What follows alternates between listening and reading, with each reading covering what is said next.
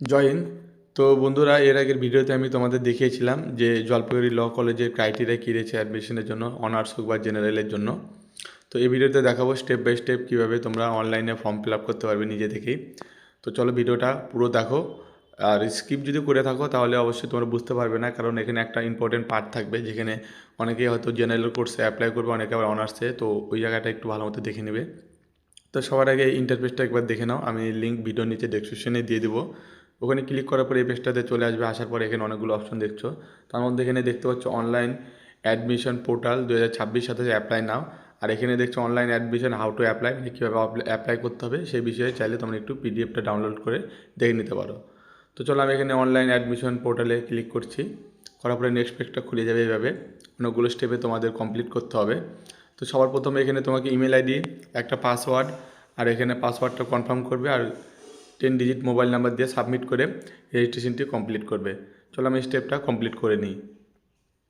তো যখনই mail ID, mobile number আর password যেটা তোমরা ক্রিয়েট করবে দিয়ে ওখানে সাবমিট করবে, এখানে লেখা যাবে success your user register email ID and password to log in and submit online application.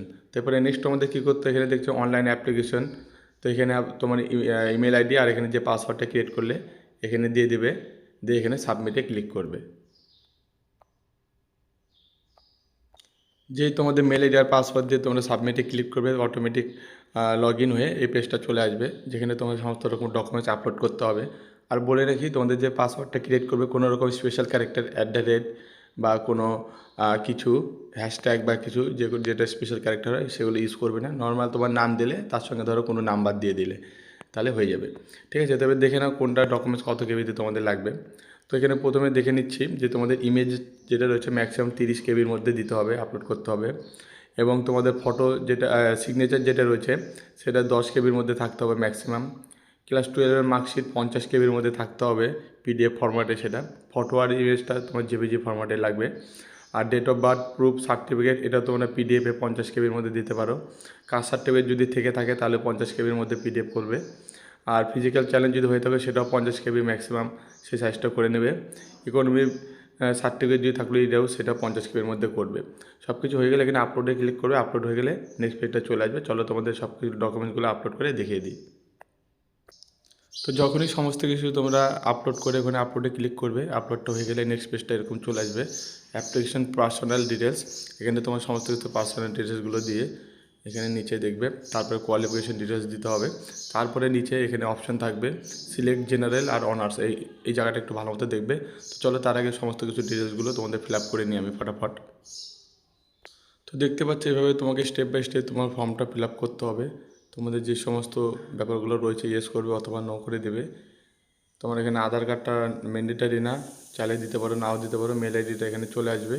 এবার এখান থেকে ক্লাস 10 ক্লাস 12-এ তোমাদের এখানে দেখতে পাচ্ছ এক্সাম যে দিয়েছো সেটা কোন বোর্ডের এসে দিবে। এখানে তোমাদের রোল নাম্বার লিখে দেবে। এখানে রোলটা লিখবে আর এখানে নম্বরটা লিখবে, তো দুটো আলাদা আলাদা করে লিখে দেবে। এখানে ইয়ার অফ পাসিং দিয়ে দেবে। বেঙ্গলি মিডিয়াম বা কী মিডিয়াম তোমার ছিল সেটা এখানে সিলেক্ট করে নেবে।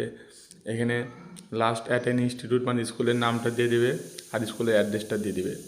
দিয়ে তারপর এখান থেকে সাবজেক্ট সিলেক্ট করবে আর এখান থেকে নাম্বারগুলো সিলেক্ট করবে 1 2 3 4 5 1 2 3 4 5 6টা সাবজেক্টই দিতে পারবে এখানে। তো 6টা সাবজেক্টই দিয়ে দেবে এখানে পরপর।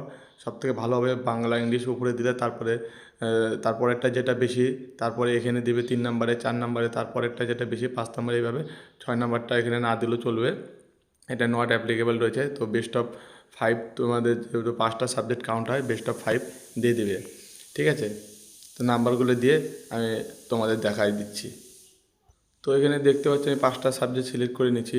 বেঙ্গলি, ইংলিশ প্রথমে দিয়ে দিচ্ছি, তারপরে বেঙ্গলি, ঠিক আছে, তারপর হিস্ট্রি, সংস্কৃত, ফিলোসফি। তো যা যা সাবজেক্ট রয়েছে যা নাম্বার পেয়েছো 100-র মধ্যে টোটালটা বসিয়ে দেবে এখানে।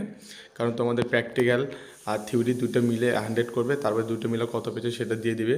দিয়ে তারপরে নেক্সট যেটি ইম্পর্টেন্ট পার্ট সেটা হলো সিলেক্ট জেনারেল / অনার্স কোর্স। তুমি এখান থেকে সিলেক্ট করতে হবে, এখানে ক্লিক করবে। এখানে ক্লিক করলে তোমার অপশানটা চলে আসবে বিএ জেনারেল কোর্সে অ্যাপ্লাই করতে যাচ্ছ বিএ এলএলবিতে, না বিএ এলএলবি অনার্স কোর্সে অ্যাপ্লাই করতে যাচ্ছ। তো যেটাই তুমি করতে চাচ্ছ কোর্সটি, তো সেটা এখান থেকে সিলেক্ট করবে। সাপোজ আমি বিএ এলএলবি জেনারেল কোর্স করব, সেই জন্য আমি এটাই সিলেক্ট করলাম।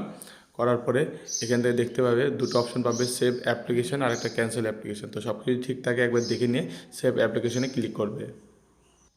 সমস্ত কিছু হয়ে গেলে সেভেন নেক্সটে ক্লিক করলে এখান থেকে তোমার পেমেন্টের অপশানটা চলে আসবে। ক্লিক হেয়ার ফর পেমেন্টের এই অপশানটা চলে আসবে, এখানে ক্লিক করবে। এখান থেকে তোমার পেমেন্টের ইন্টারফেসটা খুলে যাবে। এখানে তোমার মোবাইল নাম্বার আর অ্যাপ্লিকেশন ফর্ম আইডিটা দেখতে পাবে, আর এখানে অ্যামাউন্ট 300 টাকা তোমাদেরকে পেমেন্ট করতে হবে। তার প্রসিড পেমেন্টে ক্লিক করবে। যখনই প্রসিড পেমেন্টে ক্লিক করবে তবে নেক্সট পেজটা এরকম চলে আসবে, এখানে পে নাও ক্লিক করবে।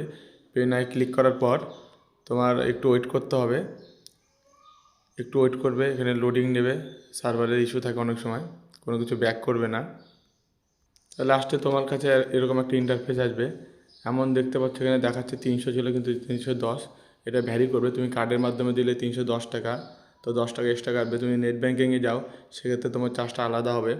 এখান থেকে আমি সিলেক্ট করে নিচ্ছি তোমার যেটা ব্যাঙ্ক আছে, net banking, credit card, debit card বা ওয়ালেটের মাধ্যমে পেমেন্ট করতে পারবে।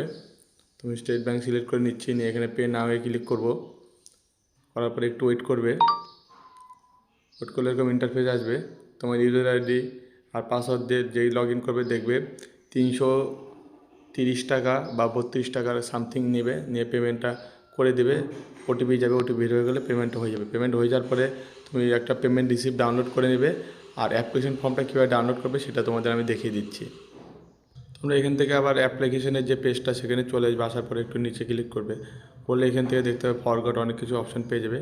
এখানে তুমি ডাউনলোড তোমার অ্যাপ্লিকেশনটা করতে চাইলে তোমার এখানে রেজিস্টার মেল আইডিটা দেবে, ক্যাপটা দিয়ে সাবমিট করলে তোমার ফর্মটা ডাউনলোড হয়ে যাবে। আর এখানে পেমেন্ট স্লিপটাও ডাউনলোড করতে পারবে সেমভাবে, অ্যাপ্লিকেশন নাম্বারটা দিয়ে আর এখান থেকে ক্যাপচাটা দিয়ে। তো এইভাবে তোমাদের ফর্মটা পুরোপুরি কমপ্লিট হয়ে যাবে।